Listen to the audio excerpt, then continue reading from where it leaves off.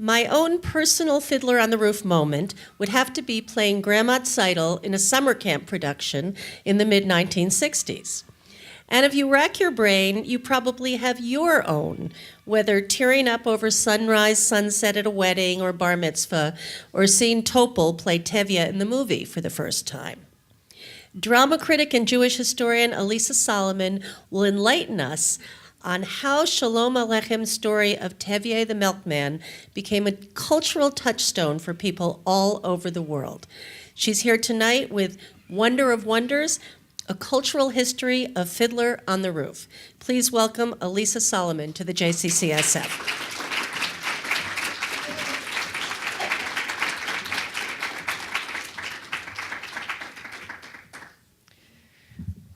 Thank you, Barbara, and everyone here at the JCCSF. It's really a pleasure to be here and to, can I talk and do this at the same time? I'm not sure.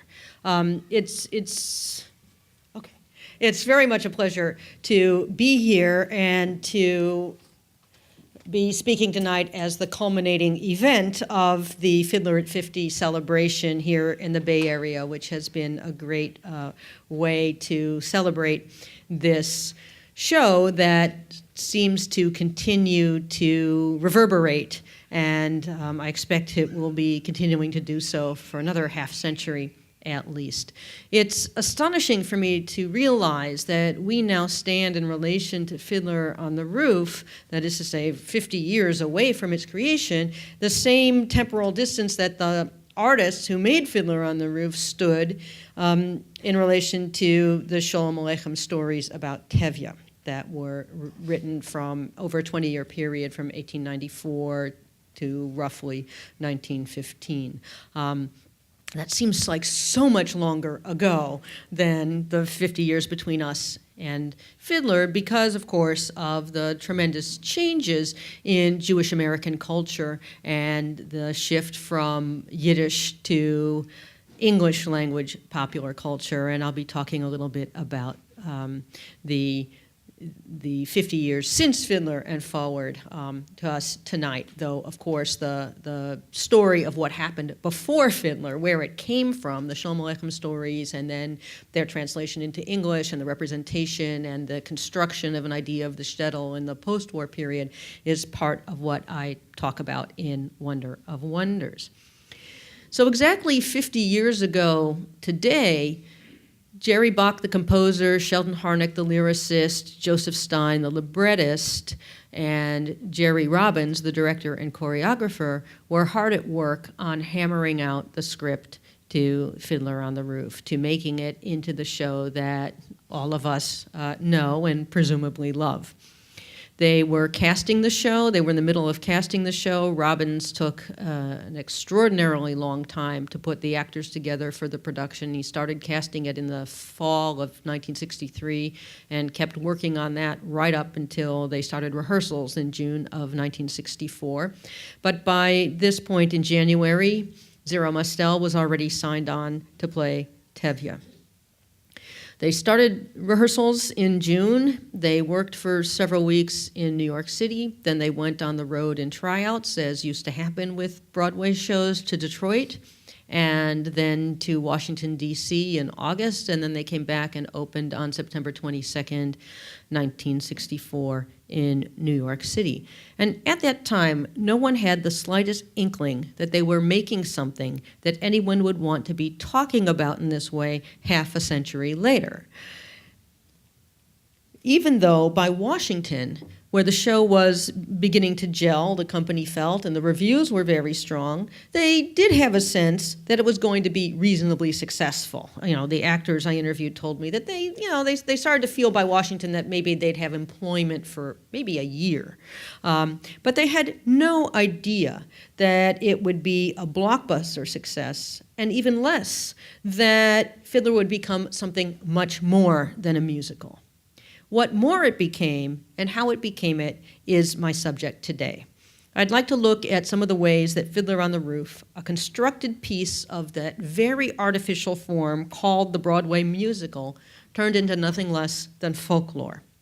Half a century after Sholem Aleichem created Tevye the Dairyman, the character was embraced as a worldwide symbol of Jewish perseverance and adaptability. And the tragicomic patriarch has not lost any of his radiant, iconic power yet. So let's start by establishing the facts. The show's reach has been enormous for the last 5 decades. I think you'd break Google if you tried to find all the online references. There were about 5 million Google hits last time I searched Fiddler on the Roof. But way before there was any such thing as Google, Fiddler began stretching into homes across North America and across the globe and into popular culture like no other musical before it or after it. Fiddler reached its 900th New York performance in November 1966, 26 months after the premiere, without having had one empty seat or even an empty standing room spot. In fact, Norman Jewison, who directed the film version, we just saw the beginning of, or the end of the tradition song at the beginning of the film made in 1971. Norman Jewison wanted to see the show and didn't have a ticket. He came to New York and they gave him a cushion so he could sit in the aisle and see the show. That's how sold out it was. In this short time, the producer, Hal Prince, had returned a profit of 352% to investors, not including the contemplated film sale, which was already in the works by then. So as we might put it today, the show went viral.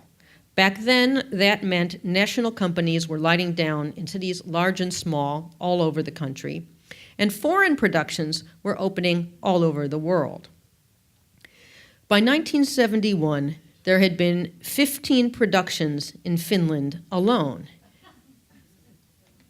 And the show had played in 32 countries.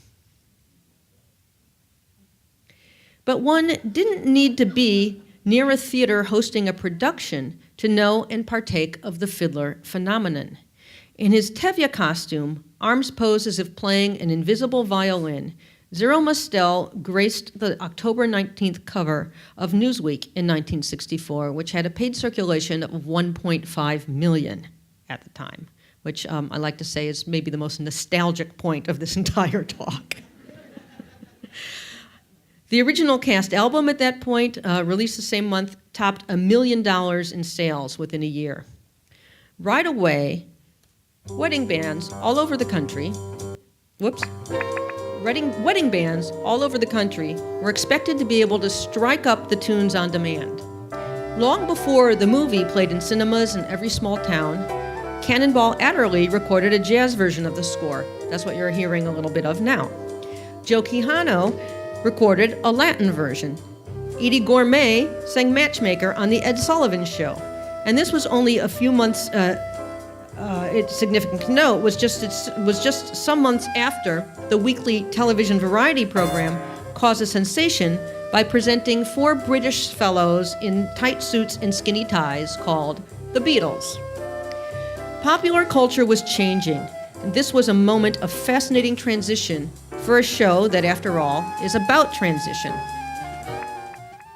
A time when the emerging new youth musics still paid homage to Broadway as a longtime source of popular hits. And if you don't believe me, here's an example. The Supremes and the Temptations teamed up in 1968 to produce an album of Broadway favorites. And part of the album is a medley from Fiddler. The Temptations performed it on national TV in a special broadcast on NBC. And astoundingly, some video of that performance survives. It's very fuzzy video, but I think it's worth squinting through the haze to see a glimpse of the transfer from Jewish Midtown to African American Motown. So here's just a bit of it. Listen for some tweaks to the lyrics. I could be hung up for good, they sing, and if she were the grooviest girl in town. So here we go.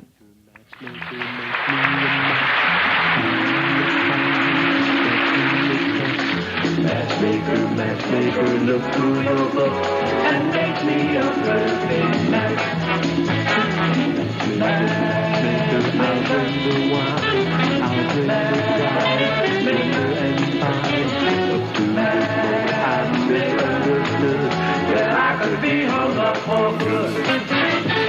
Oh, mama, make her a lady from mama.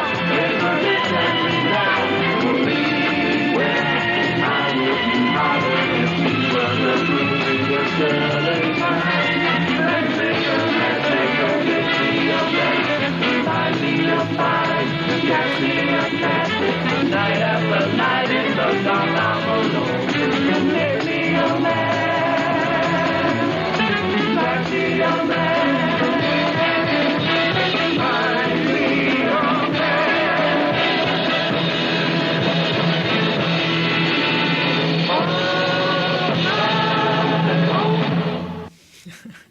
So the Temptations, and they're kind of slicked up for the occasion with those outfits and with the arrangement, but you still get the sense of the Motown there with that saxophone underneath and the little bit of swiveling hips and so on. A few years later, the Osmond brothers, of all people, recorded these same arrangements, and I actually have a clip of that. And if anyone wants to see it later, I might be persuaded to show it if you have the stomach for it. But all of this is to say that Fiddler quickly belonged to everyone. But, of course, it had special resonance for Jews. And as we'll see, the show balanced as gracefully as its eponymous Fiddler on the point between universalism and particularism. In these days of Jon Stewart and Sarah Silverman, and as we'll see in a while, Chabad telethons with capering Hasidim, it's hard to put oneself in the mindset of a 1964 audience.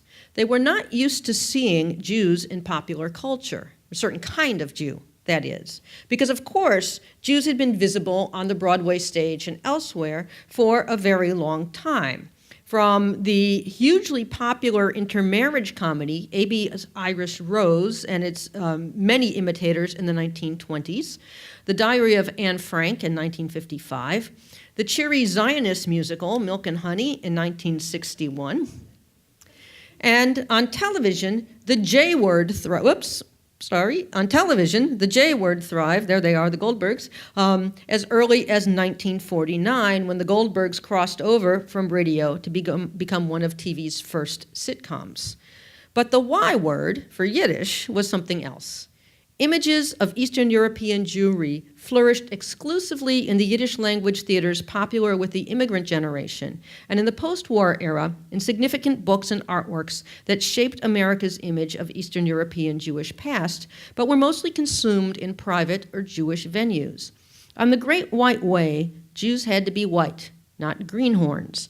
And amid the dawning post-Holocaust consciousness, Fiddler was the first big public work to call forth the old country with affection, evoking the richness of a vanished world and asserting that its people found their continuance, or at least their vindication, in the dizzying success of the new generations of Jewish Americans.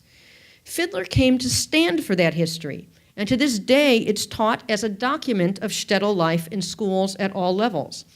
And thus it has come to stand for Jewishness itself. And here's some recent evidence. So first, the December greeting card for or from interfaith families, on which the fiddler has to share his rooftop with none other than that other mythic and perhaps much jollier figure, Santa Claus. And here, the fiddler shares his music too, the very tradition that, as the opening song tells us, defines Jewish life in Anatevka. And I'll have a little more to say about that keyword in a few moments. In Poland, as I learned during my research for Wonder of Wonders, Fiddler has had an especially fascinating role helping to unlock the subject of Jewish history there, and the show has served as a kind of stand-in for Poland's decimated Jewish culture. In this case, in restaurants in Warsaw, Łódź, and Krakow, restaurants called Anatevka, or using fiddler motifs in their decor. And sometimes the warm feeling associated with the show is enough of a sell, as in this Polish vodka, a potato vodka called Fiddler. It comes with a music box that plays If I Were a Rich Man in Polish. And now you have to be a rich man to afford this 40-proof luxury vodka, I think. And then just a few nights ago, thanks to my local cousin, and I laughed my head off at Beach Blanket Babylon here in San Francisco, And amid the hilariously elaborate headdresses and the ethnic camp, I appreciated this fiddler allusion in the show's evocation of Jews, where we see the reference to the bottle dance, which I'll have a little more to say about later as well. This guy with a Manischewitz on his head. Back in New York, one of my favorite appropriations of Fiddler and its iconic power blessed the activism of Occupy Wall Street. This, of course, is the logo of the Occupy movement at Zuccotti Park. And when some Jewish radicals decided to participate in the Occupy activities by holding a Yom Kippur Kol Nidre service outside, right across the street from Zuccotti Park, this is how they advertised it. So I think there's an ironic wink in the use of the fiddler atop the Wall Street ball, but at the same time, a way of marking the event's Jewish bona fides. And one more of the many examples of Fiddler's ability to confer such authority. And this is a very special Rosh Hashanah for the Jewish people because it's their last one. You see, Pat Robertson and his son Gordon are taking it back for Christians, as Gordon explained on the 700 Club. Celebrate Rosh Hashanah. I encourage Christians everywhere to get in touch with the festivals within the Jewish calendar. I don't know why we left them in our church history, and it's time to reclaim them. Exactly. It is also time for Christians to reclaim Fiddler on the Roof. Instead of Topol, the part of Tevye will be played by Mel Gibson. It's all really in the beard. So this cracks me up every time, even though I know what's coming by now. Colbert's joke depends not only on the incongruity of a famed anti-Semite portraying an iconic Jew, but also on Colbert's drawing a parallel between the High Holy Days and a Broadway musical, between Christian calls to claim Rosh Hashanah and Yom Kippur and a Christian appropriation of a Jewish paragon. How did we get here? How could a fictional character from a Broadway show, funny, complicated, affable as he may be, end up standing for Jewishness itself? How could a pop culture figure come to be as important and as sanctified as Yom Kippur? That I can answer in one word.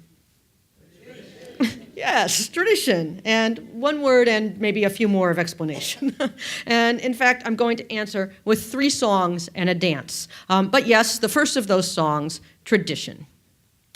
Because of our traditions, everyone here knows who he is and what God expects him to do. Tuesday night must never for a living, Peter what the children, Jay, Dilly, Brent, and resurrect and master of the house, that's my word at home. The Papa, tradition, the Papa.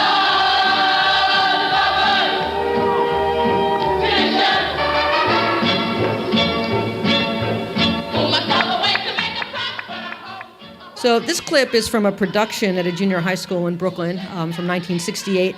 An amazing production, very talented kids, as you can see. It was created during the height of a particularly ugly battle in New York City over the question of community control of the public schools, a battle that took the form of the city's Jews pitted against its African Americans. Very ugly. And in the middle of the conflagration, this production went up over the objections of some of the Jewish community. I tell the whole story of this production in Wonder of Wonders, and I really came to love these kids, many of whom I managed to find. I mean, kids, they're in their late 50s now, but and the now late director of the production, Richard Pirro, was a teacher in Brooklyn those years and was really so devastated by the experience of the attacks on it that he left teaching in New York and he actually moved out here. And though he died last year, I was lucky to get to meet him and spend many hours talking about this work with him at a meeting here in San Francisco. But yes, the key to the show's structure, and in ways that the director Jerry Robbins and his creative team never could have guessed to its abiding power, was the idea of tradition as the way of defining Tevye's life. How this idea came to be is a famous story that the authors love to tell.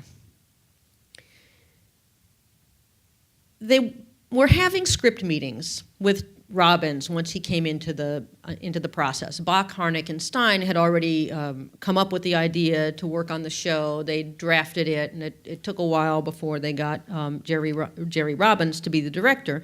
But they kept having meetings, and Robbins had a lot of ideas for the script, and he kept asking a question that struck the authors as unnecessary for having such an obvious answer. What is this show about? He'd lean back in his chair, he'd await their answer, but the authors were dumbfounded. Robbins knew full well that the show traced the trials of Tevye, a simple Jew trying to scratch out a living. They had nothing new to tell him. Still, Robbins kept hammering the question. Harnick likes to say he hammered it like a district attorney. And every time, one of the creators gave the same answer. The show's about a dairyman and his marriageable daughters. No, no, no, Robbins would growl, that's not it. No one remembers who uttered the words that finally provided the answer to Robbins's persistent question, but they seem to rearrange the molecules in the room. It's about the dissolution of a way of life. Robbins leaned forward. That's it, he said, that's it. He wasn't the sort to cry out or slap the table, but his enthusiasm was unmistakable. It's tradition, he asserted. Yes, that's it. We have to establish the tradition at the beginning, and then the audience will see how those traditions are breaking down. That's the show. Instantly, Robbins saw how this theme could give him a pliant and powerful dramatic tension around which to stage the action. They'd established the tradition in the opening number, and by introducing the communities, and also by defining each familial role, and by using what Robbins called the oldest folk form, the circle. The forces breaking down the traditions would press from both inside and outside. In the first instance, modern children challenging their parents' staid ways. The generational conflict would make the story universal. At the same time, the violent anti-Semitism of Tsarist Russia would exert pressure externally. The persecution endured by Tevye and the people of Anatevka was on account of their Jewishness, expressed by the very traditions that were in danger of unraveling. At the play's end, Robbins would make the circle uncurl, break apart and open, as Tevye and his family walk it round one last time as they set out for their journey to New York. Through his own personal pursuit for a reconnection to his heritage, and this was a long and torturous path that I was fascinated to trace in the couple of years I spent reading Jerry Robbins's letters and diary notes, Robbins intuited that the story could also be embraced by Jewish audiences in search of a usable past, as their own ties to tradition attenuated. And as they themselves tried to find the balance between, on the one hand, the exuberance of post-war American prosperity and a social and professional access that they had never before enjoyed, and on the other hand, the devastation of Jewish obliteration in Europe. So let me show you what I mean about this balance. So it's obvious what we see here. It appears unmistakably to be an Ashkenazi Jewish wedding. The clothing, the chuppah, the braided candles, the separation of men and women, the kiddush, as we'll see in a moment, the ring placed on the index finger.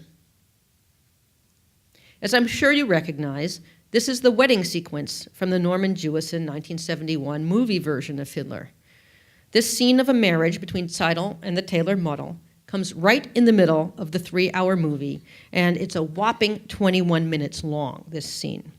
This is long by any standards, but especially when you consider that in the original Sholem Aleichem story that it's based on, the wedding is a throwaway line.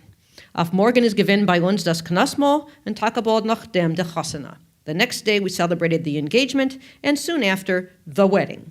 That's it. The chuppah is at the center of the wedding sequence that it is at the center of Fiddler, and central not only in its placement, but also in the way that it accomplishes, in such beautifully simple terms, the musical's primary project, to meld a fond vision of the old country with a modern American sensibility. Through the magic of cinema or of theatrical irony, there's a big difference between what we see and what we hear. Sunrise, sunset, Swiftly flow the days, sailing strand over night to song flies, blossoming even as we gaze. Sunrise, sunset, sunrise. Visually, the action goes according to the laws of Moses and Israel, to quote the Jewish wedding text. Orally, according to the heartstring tugs of Tin Pan Alley and Bride magazine. Unlike the ceremony, the song is ethnically generic. Fittingly, it is a waltz for a wedding. It suffuses the wedding ceremony with the sentimental longing of parents for children who grow up too fast, like sunflowers blossoming even as we gaze. A feeling that parallels, or even is an opportunity to project, the larger nostalgia Fiddler evokes for the lost world of an idealized shtetl. In the scene, the wedding ceremony is transformed from a matter of law into a charming set of customs, just as in the opening song from Torah, the teaching and that contains all the law, to tradition. And tradition is something every modern culture can relate to, especially perhaps mid-20th century American Jews. Joe Stein loved to tell the story of the show's premiere in Tokyo. A producer asked him how Americans could understand Fiddler since, he said, it's so Japanese. In a number of ways, the musical adjusts the original Tevye stories to speak to its own place and moment, as many artists before had done with Sholem Aleichem. Stein moved Tevye from the countryside to Anatevka, turning the hero from a country Jew into the archetypal man of the shtetl, and thereby contributing to a simplified idea of Eastern European Jewish history that created a unified mythic Jewish past.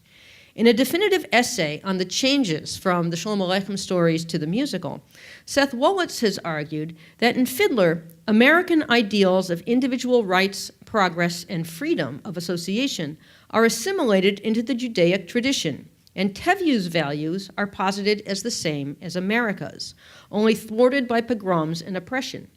The musical Tevye becomes a Jewish pilgrim, a victim of religious persecution, fleeing intolerant Europe to the land of fulfillment, America. Thus, in perhaps Fiddler's most chutzpahdik embrace of Jewish dialectics, the musical can end on the tragic note of dispossession and still feel hopeful. That's one big reason the show was embraced passionately by American Jews, responding to its affirmation of American values and for positing that one could trace a straight line from Jewish values right to the American ones. This was a thrilling development on Broadway, a form largely invented by Jewish Americans, but one in which such an assertive claim had yet to be made. And this brings us to song number 3. We have Tradition, Sunrise, Sunset, and now a song many of you may not know as well as those other two. Here's Sheldon Harnick singing it for a live audience. When Messiah comes, he will say to us, I apologize that I took so long.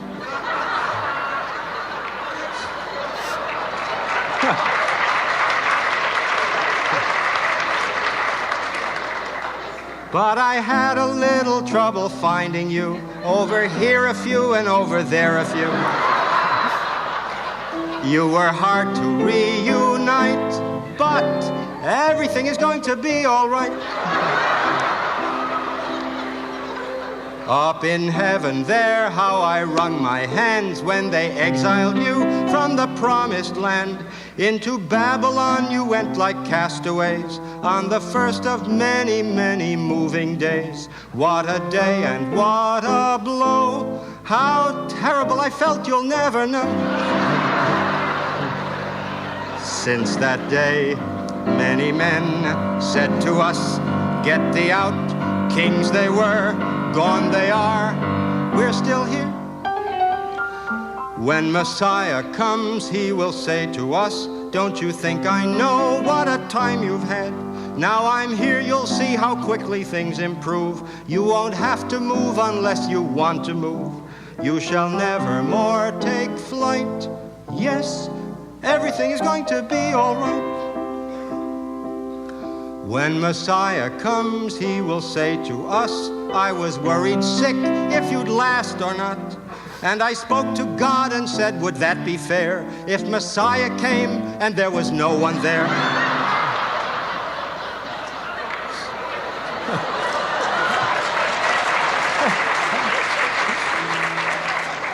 And the Lord replied to me, wait, everything will be all right, you'll see. Many times, many men took our homes, took our lives. Kings they were, gone they are, we're still here. When Messiah comes and his reign begins, truth and justice then shall appear on earth. But if this reward we would be worthy of, we must keep our covenant with God above. So be patient and devout, and gather up your things and get thee out. So this to me sounds more like a song that Tony Kushner might have written in, this year than a song from 1964 for Fiddler on the Roof. It's witty and ironic, a little edgy. There's pathos in the humor, even some anger and defiance. Most unnerving, perhaps, is that in the form of a chirpy and comic tune, it makes oblique reference for a post-war audience to the Holocaust. Would that be fair if Messiah came and there was no one there? And that, I think, is part of the reason that this song had to go. This song was in the show. It came at the point in the last scene of Fiddler when the people of Anatevka have been told they must clear out. And someone says, Rabbi, wouldn't this be a good time for the Messiah to come? And if you know the show, you know his answer. I guess we'll just have to wait for him somewhere else. Let's start packing. But in on-the-road tryouts in Detroit, and even for about a week in Washington before the New York opening, the answer came by way of this song. But it wasn't going over so well with audiences. The rabbi sang it, and it wasn't working, so they took it away from the rabbi. They gave it to Tevye, Zero Mustel, and it still wasn't working. As Sheldon Harnick puts it, the song made the audience uncomfortable. And so the team, constantly looking for ways to shorten the evening, decided to cut the song, even though it was Zero Mustel's favorite. And he made sure to tell everyone with salty Yiddish epithets that they were nuts not to keep it in. Zero's curses notwithstanding, out it went. What was it that made people so uncomfortable?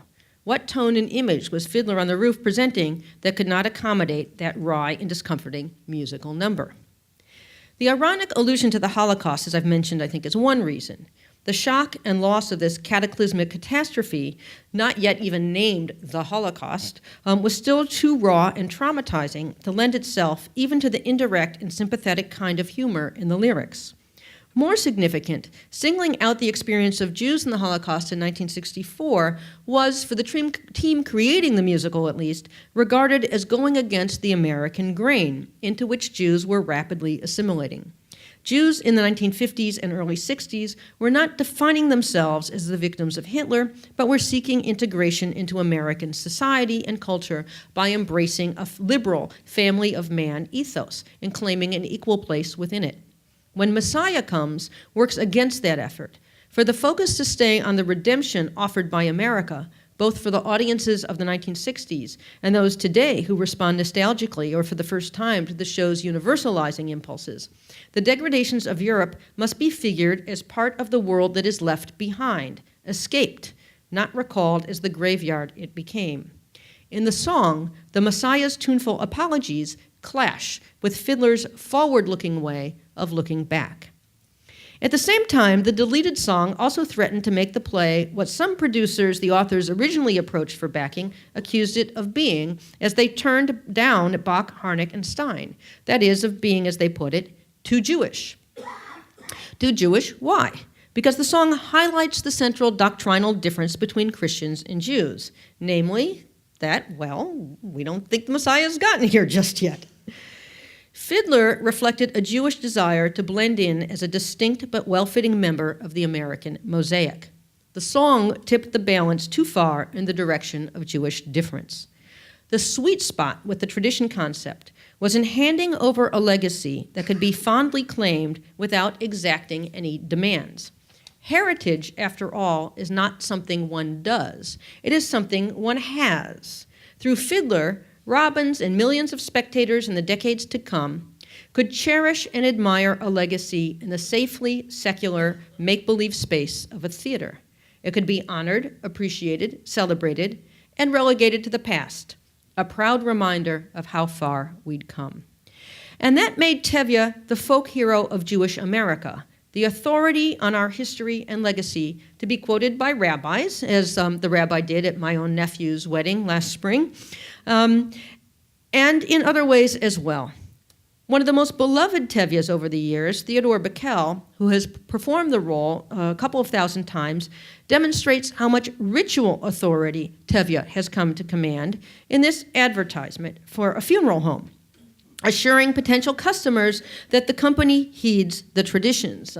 It's not so easy to read this, but I can tell you that what the text says here is I've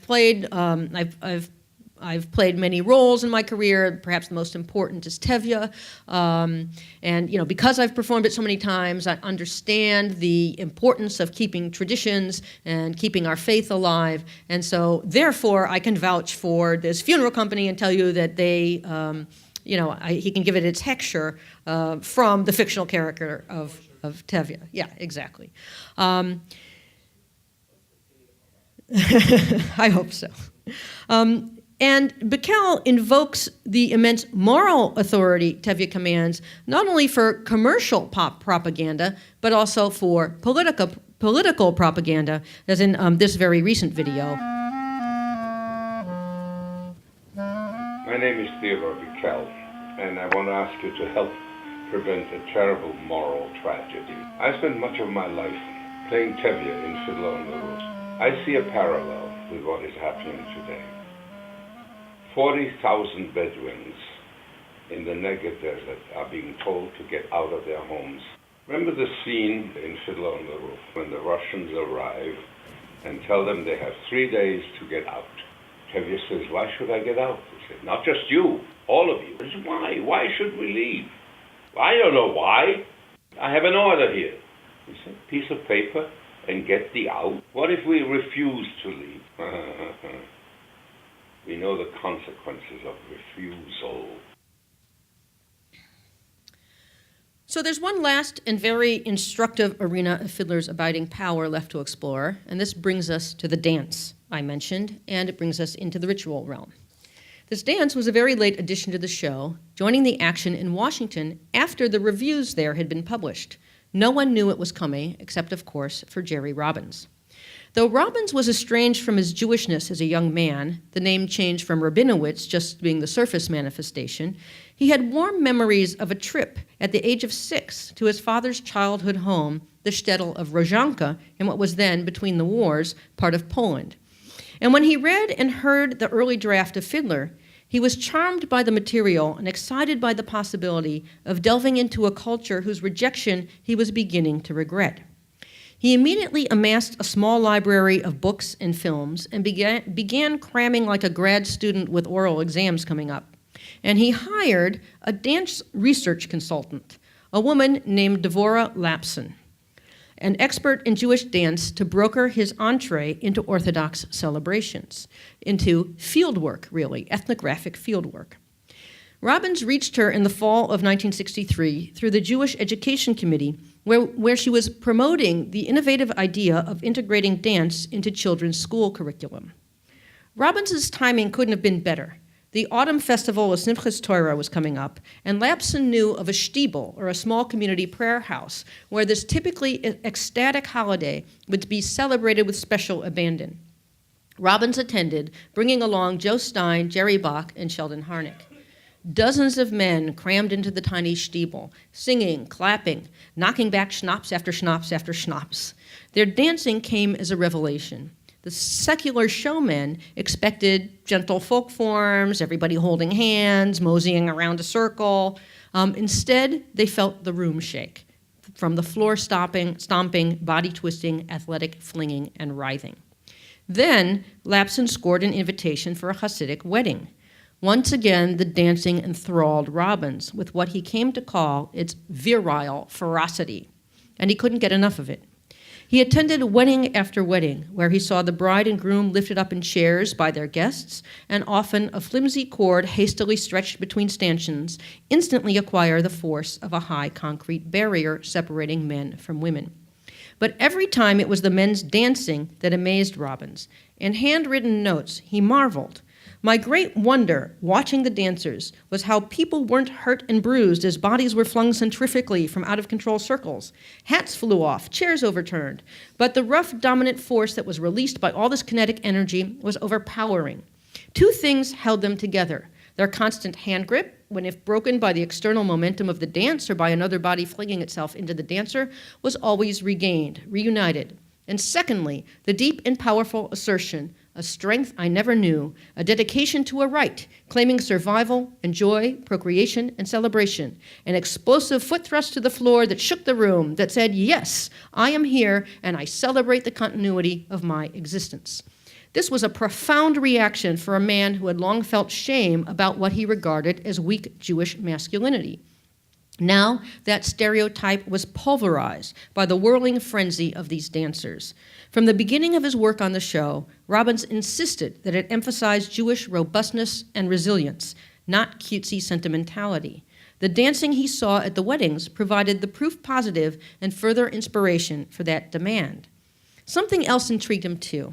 A man with a rusty beard who seemed to be a regular at these weddings, entertaining the guests by weaving among them with a particular trick. Dvorah Lapson had seen such antics during her research in Europe and told Robbins that he was performing a Flaschentanz, a caper in which the man balances a bottle on his head as he dances, perhaps to prove himself sober. Robbins referred to him as Mr. Redbeard, but it didn't take long for Lapson to identify him and track him down. And more, this Rabbi Ackerman from Borough Park would have been glad to meet with Robbins. Doesn't seem that the meeting ever happened, but the image lodged itself in Robbins' imagination. And it simmered there, eventually to be transformed by his artistry, high emotion, personal mishigas about being a Jew and a gay man, and by his theatrical showmanship. It's impossible to know exactly and minutely what moves Robbins took from Mr. Redbeard's frolics or from the communal cavorting among the men at Orthodox weddings, but there's no doubt that Robbins embellished on what he observed. A dozen years earlier, when choreographing Small House of Uncle Thomas, the play within the play of The King and I, Robbins hit a dead end trying to create authentic Siamese dance, despite his extensive research into the genre. Only when Richard Rogers urged him to take some license with the movement vocabulary was he able to break through his inhibition and devise an exciting 14-minute dance drama that conveyed the idea of Thai, of Siamese-ness, with its cocked legs, flexed feet and wrists, and wide stance demi-pliés. But it actually borrowed from Balinese Lagong dance, Peking opera, Japanese kabuki, as well as Martha Graham, and of course, most important, from Robbins' own imagination. Excited as he had been by the dancing he'd seen at the weddings, Robbins showed no signs of using that research in the show. He didn't mention it in production meetings. He didn't bring it up in rehearsals in New York or Detroit or in the early days in Washington. Then one morning, about a week into the Washington run, after local reviewers had declared Fiddler on the Roof a triumph, Robbins called a rehearsal of the male dance corps at 10 o'clock in the theater lobby, the carpeted theater lobby. The men had no idea why he wanted them there. Many who didn't have demanding parts in the L'chaim number had long figured that nothing taxing was being asked of them, and they had stopped keeping up a daily workout routine. Robbins didn't say much by way of explanation when the dozen men assembled. He showed the troupe some steps, walking with a circle with some bounce in the knees to begin, and then, well, let's just say I think you can guess why the rehearsal was held in the carpeted lobby. Robbins knew that some bottles would be falling to the floor. He taught the troupe the moves in a few hours' time. He called a put-in rehearsal for later that afternoon, the entire cast playing through the wedding scene, and they burst into applause and some into tears when they saw the new number for the first time. That very night it went into the show, and it's brought the house down ever since. So you know I'm talking about this bottle dance, and here it is in the film. This shows us Robbins' choreographic genius radiantly on display. 2.5 riveting minutes of innovative movement that reveal situation and character, feed the action, and its very form encapsulate the show's ideals of Jewish revivification and cultural adaptation. Legendarily, the set designer Boris Aronson, who'd been driven up the wall by the way Robbins constantly changed his mind about the scenery, watched from the back of the house the first night the bottle dance went into the show, and at the close of the dance, he turned to Robbins' assistant, Richard Altman, and said, "Any man who can do that, I forgive everything." As in the movement for The King and I, in the bottle dance, Robbins similarly captured the spirit of the original by maintaining some essential elements. The balanced bottle, as we'll see, the arms pumping heavenward, the group in a frenzy at the end. And he built upon them with sheer choreographic ingenuity and showbiz panache. So you see, he's quadrupled the number of the dancers to begin with.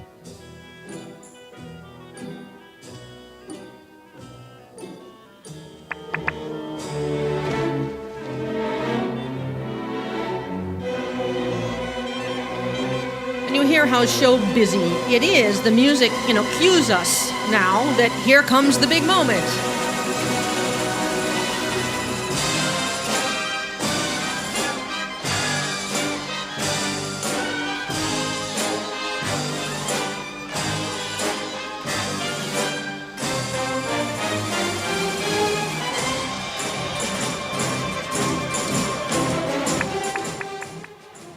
The appeal of this wild masculine vigor to a man who had been ashamed of his Jewishness, not to mention his gayness, is obvious enough.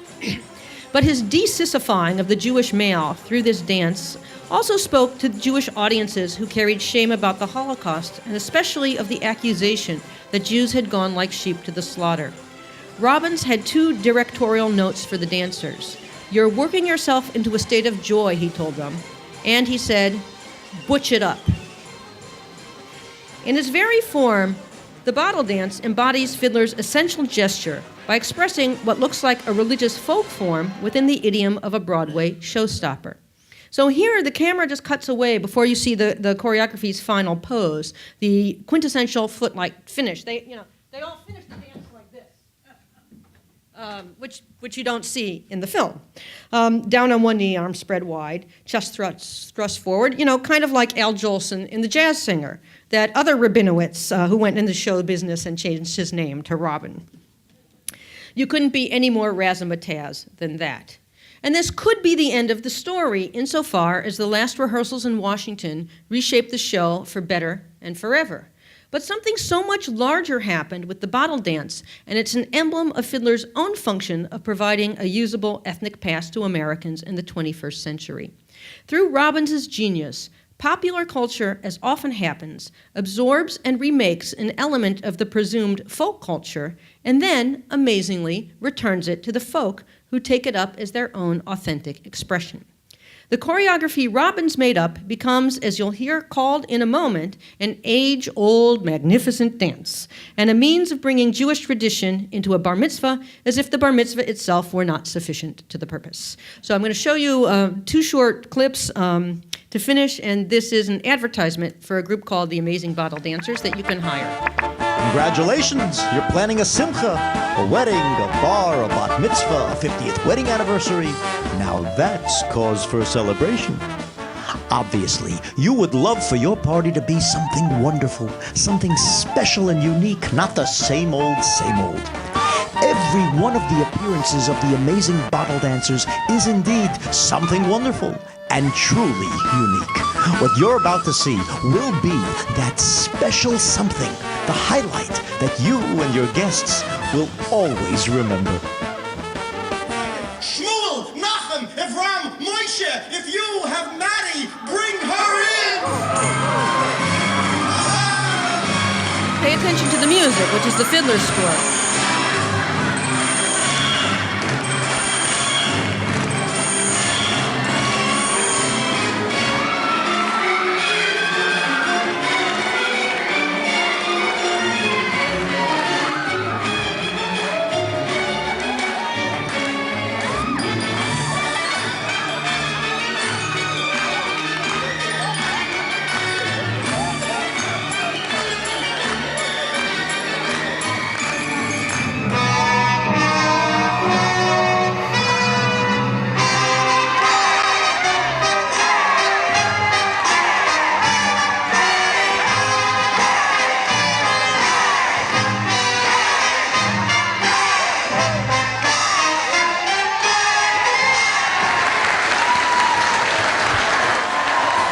wait, there's more.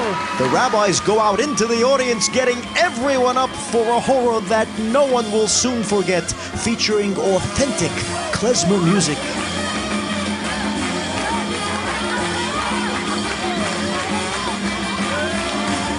So whether it's a birthday, anniversary, temple banquet or installation, Hanukkah party at your home, a black tie wedding or one in the backyard, a bar or bat mitzvah, the Amazing Bottle Dancers is special for everyone, kids and adults. Hey, you don't even have to be Jewish to appreciate the humor, the tradition of this age-old, magnificent dance. And speaking of tradition, no matter how contemporary your simcha is, a little tradition never hurt. So the tradition for the bar mitzvah comes from Broadway. If assimilation was a throwing off of visible and audible signs of Jewishness, this troupe, the Amazing Bottle Dancers, which is the brainchild of a Hollywood actor named Michael Pasternak, signals a level of acculturation that is so comfortable, so assured, that these clothes and accents can be donned and celebrated within our sophisticated postmodern midst, but returning this time, as the repressed often does, as a joke. The transubstantiation of this image into and then out of Fiddler on the Roof took place alongside and unwittingly supported another effort to establish the bearded man in a cloak and broad hat as the iconic Jewish image, namely the rooting of Hasidic communities in post-war America and a self-conscious effort on their part to stake a claim as the standard of legitimate Judaism. As the scholar Samuel Heilman has written, Hasidim who came to America and rebuilt their bases here after the Holocaust are not, as he puts it, picturesque reminders of yesteryear, Jewish grandfathers and grandmothers caught in a bubble of time. Rather, these sects that once had represented a radical challenge to rabbinic Judaism now asserted themselves as the most conservative elements in Jewish life. Quite deliberately, Heilman says, they sought to make themselves the image of the quintessential Jew. Heilman writes, they want the ear-locked bearded Jew to be the image of the authentic Jew and his voice to be the only voice of Jewish authority. They see themselves as the defenders of the faith. And they go about asserting this claim through sophisticated community organizing, political backroom dealing, and multimedia extravaganza, which is why the last laugh belongs to them, specifically to the high-tech Lubavitchers who invited members of the Amazing Bottle Dancers to perform in their 28th annual Chabad telethon in 2008 in this special number with the actor Larry David.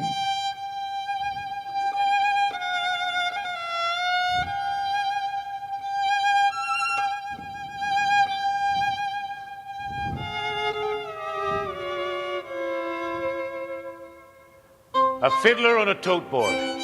Sounds crazy, no? But here at Chabad, you might say every one of us is a fiddler on a tote board, trying to scratch out a pleasant, simple tune without losing his hat. We work day and night, helping people in need with community centers, schools, and social programs. Now, it isn't easy. You may ask, why do we stay up there if it's so difficult? We stay because the Chabad house is our home. And how do we keep our balance? Well, that I can tell you in one word. Telethon!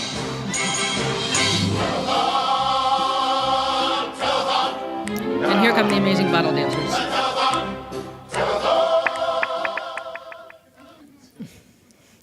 The Lubavitch Hasidim producing the telethon, and this one raised $8 million, by the way, are not only so secure in their identity and practice that they can enjoy the joke of the Amazing Bottle Dancers, they are profoundly savvy about how images work in popular culture. And so, for popular television viewers, they can use fake Hasidim and a Broadway musical to authenticate themselves for a mainstream audience. The Robbins choreography, the song tradition, the movie star Tevye all help to remove the aura of strangeness around the Hasidim and to move them into a familiar, fiddler-created comfort zone. This is the opposite of Brecht's Verfremdens effect.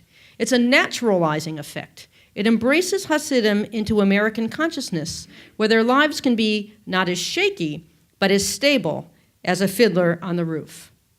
This is a process that began nearly half a century ago, and shows no signs of slowing down yet. Thank you.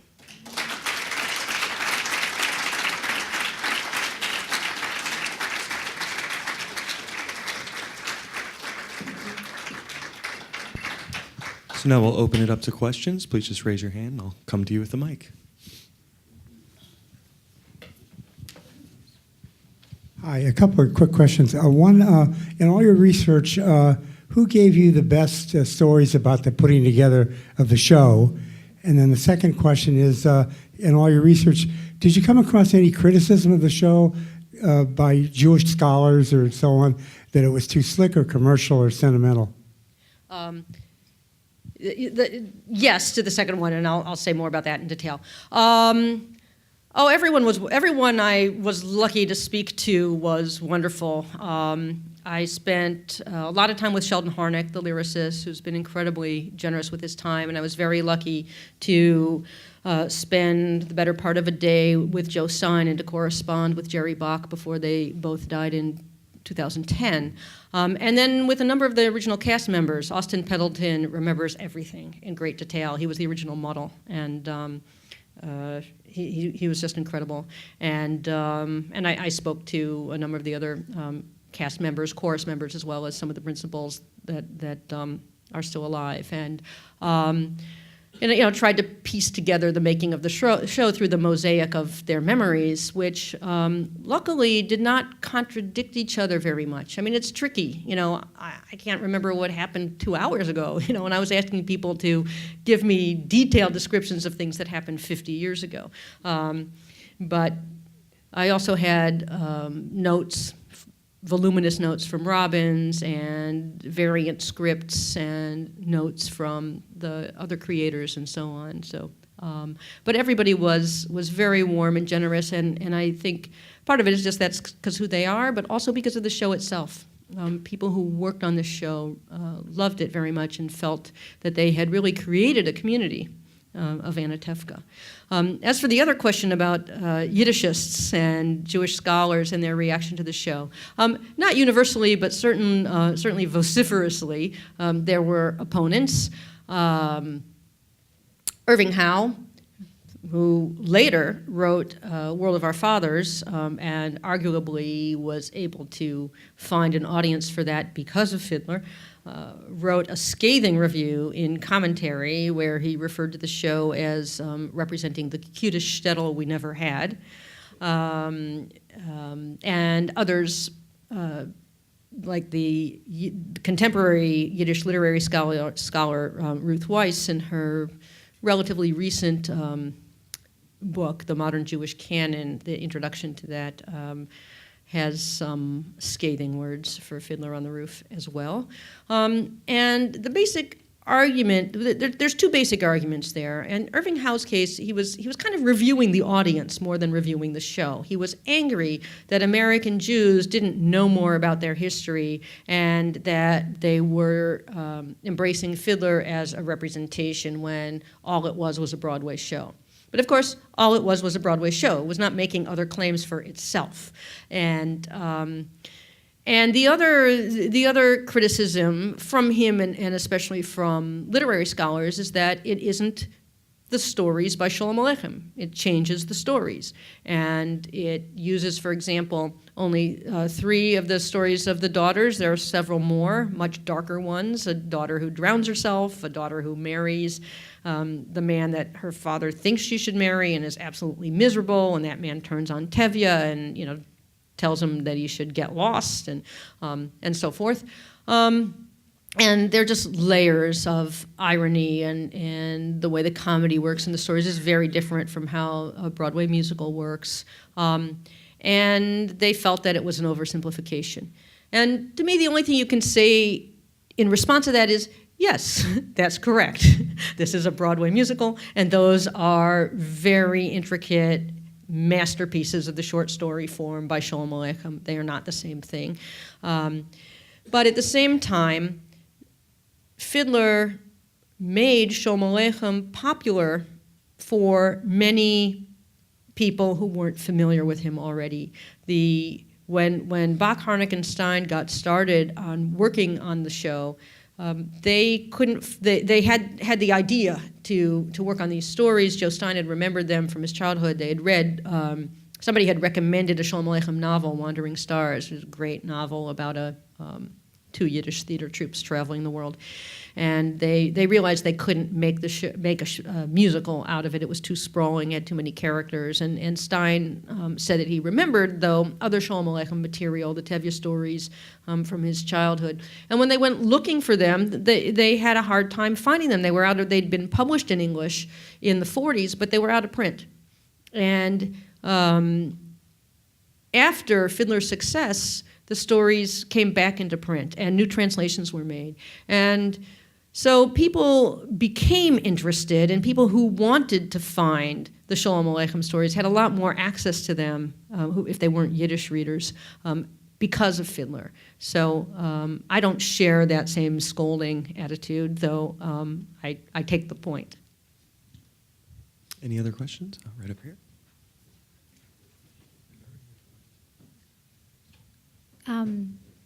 What do you think resonates the most with Gentile audiences with Fiddler? And because there's the heartache and the persecution that you just can't escape, and I wonder what your thoughts are on that.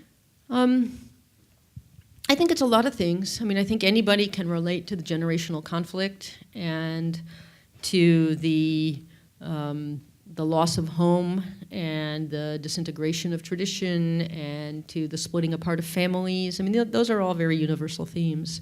And, like the Japanese story, or, Sheldon tells a story about an Irish friend coming up to him, afterwards and saying, this was about my family.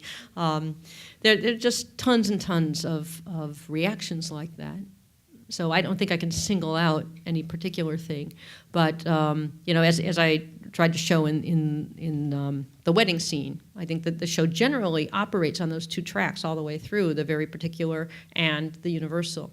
And, if you're Jewish, you recognize all of these customs and rituals and so forth as something familiar and that, belongs to us. But if you're not, it's no impediment, to the engagement with those characters and the emotional involvement in what unfolds.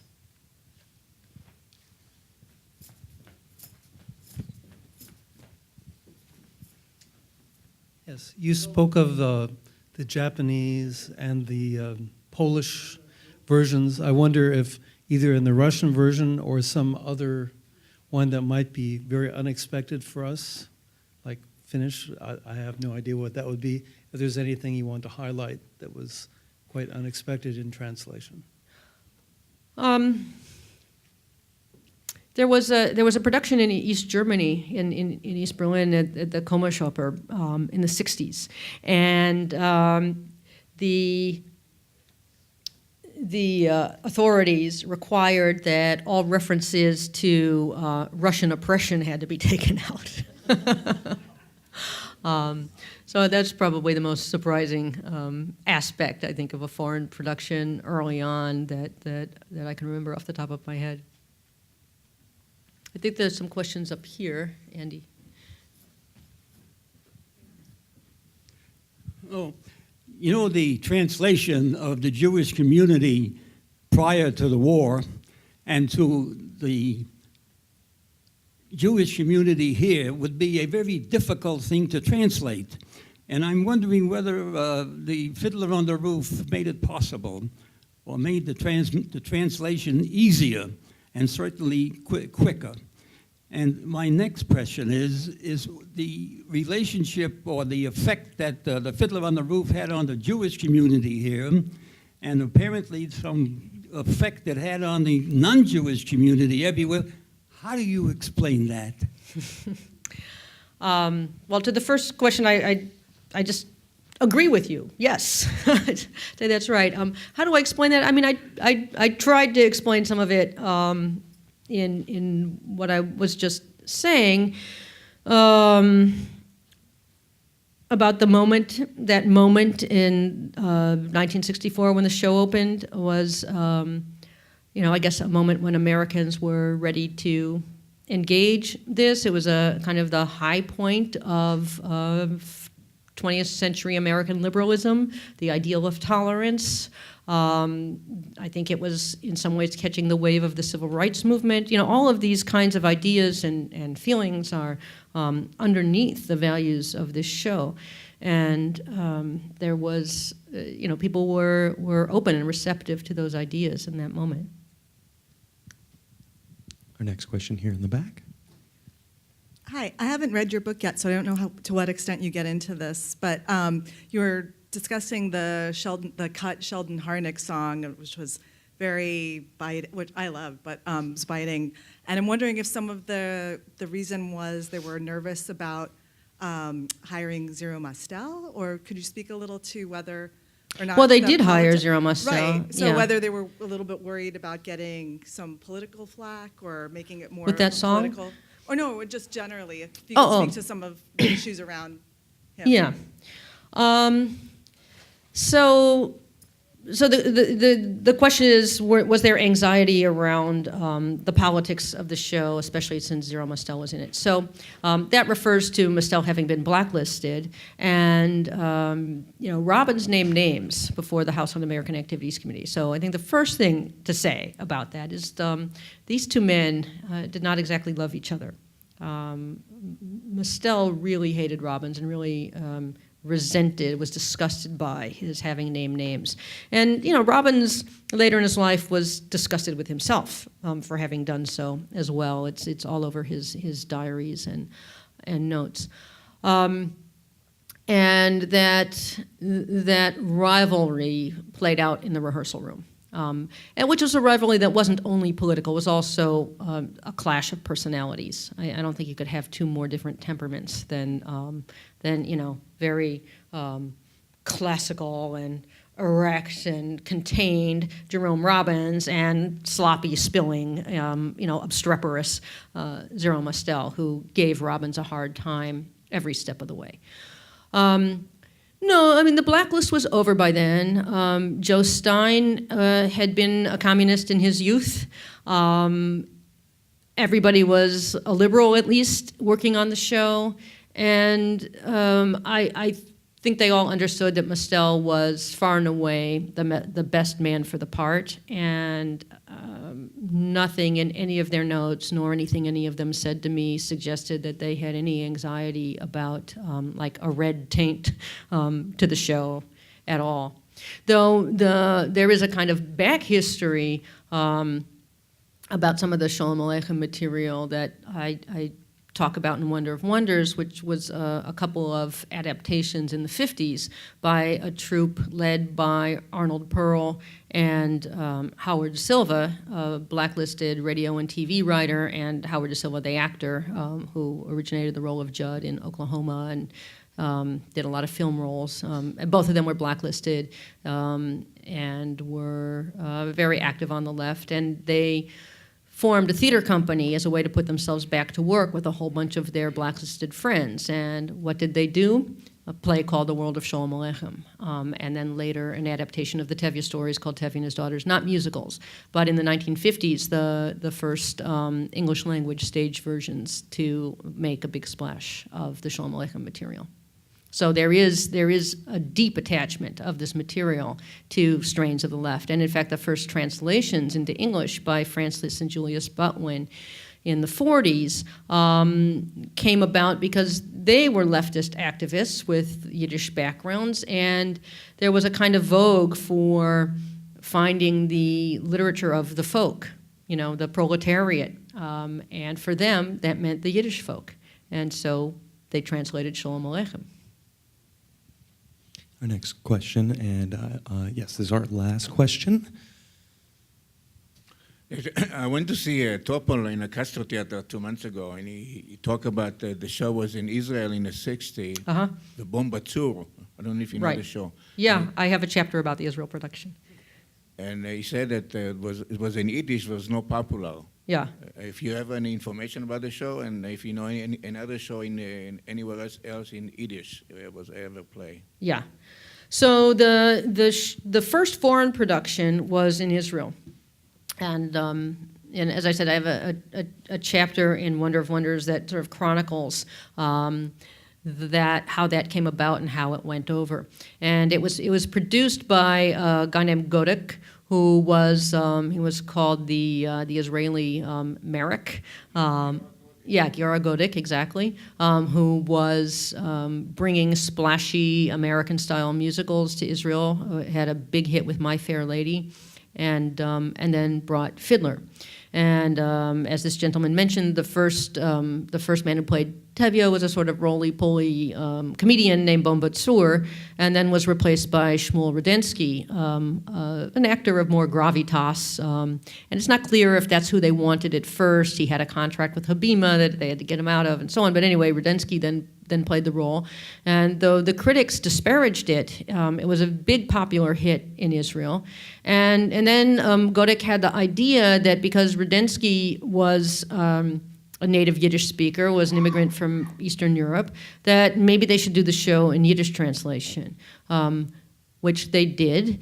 And it was a critical success, but it was a flop. Audiences just didn't, I think it ran for about 2 weeks. Godek had the idea that maybe they could tour it in parts of Europe or Argentina. That never happened. Now that's partially because it was a flop. It's also partially because Godek lost his fortune and couldn't get the money together to do it at that point. And there's a whole sort of tragic story about him. But as far as I know, there's been no major production of it in Yiddish since then, though the translation back into Yiddish is very interesting, has interesting aspects to it that bring it in some ways closer to the Sholem Aleichem material, filtered through the artistry of showbiz men. Well, thank you so much for such an informative evening, and everyone please join us out in the lobby. Alisa will be signing her book. Thank you so much.